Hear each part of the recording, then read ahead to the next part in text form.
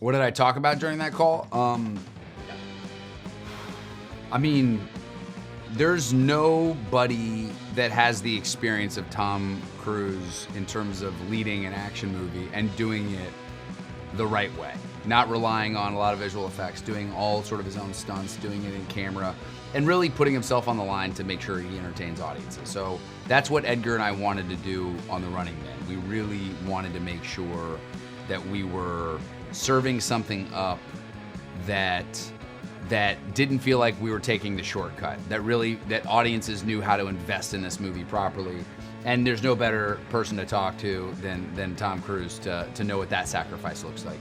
A lot of it was training, a lot of it was how to survive some of these things, and a lot of it was just really taking the time to make sure you're doing it right. That was pretty much it. But again, I'm very lucky the fact that Tom is one of those guys that he's one of the biggest movie stars on the planet, if not the biggest movie star on the planet, and he always takes the time to send the elevator back down to really like help people, the people that he really cares about to really win, and the fact that he takes the time to say, hey, I go, hey man, how do I do this? And he really took plenty of time to help me out.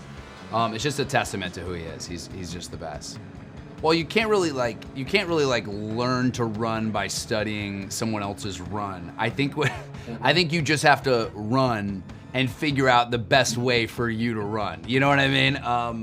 I will say the funniest part about every sprinting coach, I talk to some different people to say, okay, what's the proper technique of how to do it? And every sprinting coach said the only person that actually knows how to run, and no actor knows how to run on camera except Tom Cruise.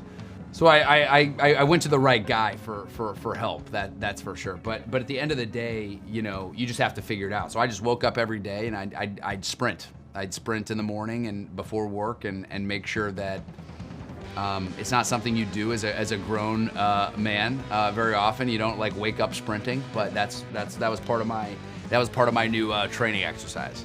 I really do look at how I do this job as like a two-pronged approach, where you're right. It's like the student aspect, which is always, being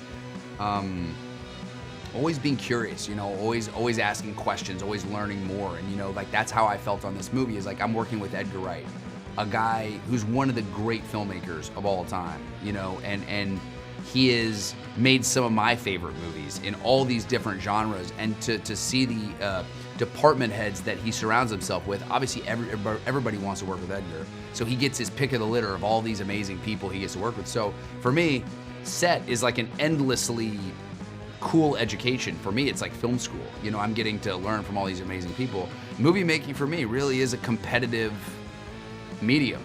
It's how much you can get out of yourself, how much you can get out of your team, how far can you push yourself, and how can you put a win on the scoreboard for everybody. And so, I think there's a bit of both, but I think, never stop pushing yourself and never stop learning. That's probably my advice. Yes, it was a joke that in the script, it was Michael Bacall's idea to sort of have different currency. So we designed all new notes. Actually, the Schwarzenegger one is the only one you see in close-up, but we did a whole bunch of other banknotes that are good collectibles. But yeah, we had to get photo approval from Arnold. So that was a fun email to write, and he was very generous in granting us the approval. I think because Ben Richards in the book he's not a superhero, he's not a trained killer. He's an out-of-work father, and he walks in off the street to the network building to try and get on one of the games so he can get some cash to buy medicine for his daughter. So it was important to have somebody that's an everyman. And Glenn is obviously, his character is tough in that he's worked some dangerous jobs, but he's still like a guy off the street. And so I think Glenn just had the perfect sort of blend of relatability and charm and innate toughness as well.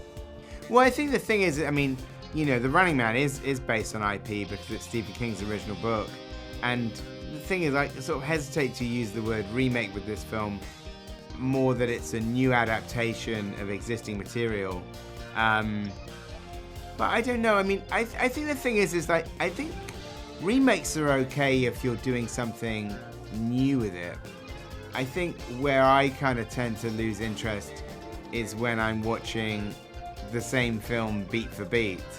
Then it just feels like it's kind of like, you know, kind of karaoke. You know, obviously, you know, it's important to keep making original films, and they are still the lifeblood of the industry.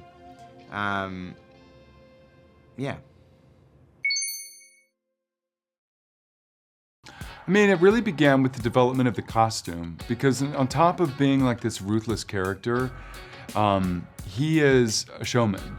He's the star of this incredibly popular show, so he wants to project a certain image to the American people, this kind of performative machismo, violent.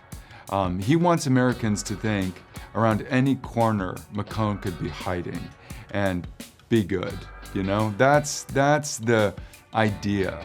And I think he does it through the mask. He does it through the anonymity. There's a mystery to the character that I find really interesting, because he obviously has a face. He's just hiding it. And so the whole way he presents is very considered. I think he's a very smart person. I think he's a very strategic person. I mean, you watch the cat and mouse game between he and Ben Richards, and he wants to see Ben Richards run because it makes good TV. Evan Macoun is the first person to clap for him and say, "You're doing a great job, buddy. You know, keep it up. You're getting all of our bills paid, and I'm gonna put a bullet in you by the end of this thing." So I loved his cool. I loved his relaxed, nonchalant, kind of unbothered. Let's do this. Let's play. I love an action scene, and I love preparing for a fight. It takes a lot of preparation, and you gotta do it 1,000 times and adjust it so that the choreography looks like a real fight. And it's safe for everyone involved. It's safe for camera, and it's safe for the other actors. So you're basically doing this violent dance, for lack of a better word. And you do it so many times so that when you get on set, you can forget about it, and you can just think about the character and what the character's trying to do. In this, you know, scene that I have towards the end of the movie, you know, Macoun is finally caught up with Ben Richards, and they are fighting to the death. And it is, you know, I mean, so fun to get a scene partner like Glenn Powell, you know, who brings 1,000% to what he's doing. And so we were able to create these two humans who are violent and desperate, and you know, when they punch to kill. And we're able to kind of forget the choreography of the fight so that we can play those characters in that moment. So hopefully when you're watching the movie, you don't see choreography. You don't see a slick fight. You see the characters and what the characters want and what the characters are fighting for, and how hard the characters are prepared to fight to get there, you know? It was a fun few days of shooting. I mean, really like rewarding.